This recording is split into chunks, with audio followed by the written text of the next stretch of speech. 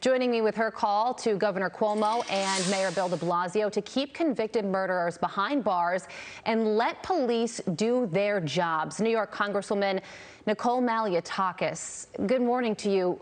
Congresswoman, how does this happen? He murdered his mom, and then 16 years later, he's out on the streets. Yeah, this is what's happening in radical cities and states like ours here in New York, where the policies being put in place are allowing individuals who are dangerous, who have criminal records, who have been convicted of serious crimes like murder, rape, to be released back onto the street. In this particular case, it was Governor Cuomo's appointed parole board that allowed this individual to be released. He was sentenced to 15 years to life. So after 17 years, was put back on the street and was living in a homeless shelter, and he committed this heinous act against this Asian woman just blocks away.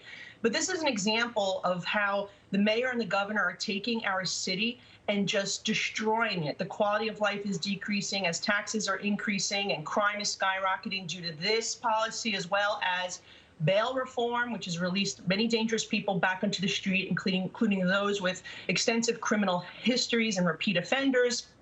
But also, it is just a sentiment that, you know, crime, you can get away with it in New York City because they have tied the hands of the NYPD. They have cut the NYPD budget by 1/6. They have decriminalized all sorts of quality of life crimes, which we know attract larger crimes to communities. And now they're taking away the immunity that the police officers have when they are acting within department guidelines. Basically, the city no longer will have their back. And so, you know, this is very problematic, and it is really step by step the city council and the mayor trying to dismantle our police department.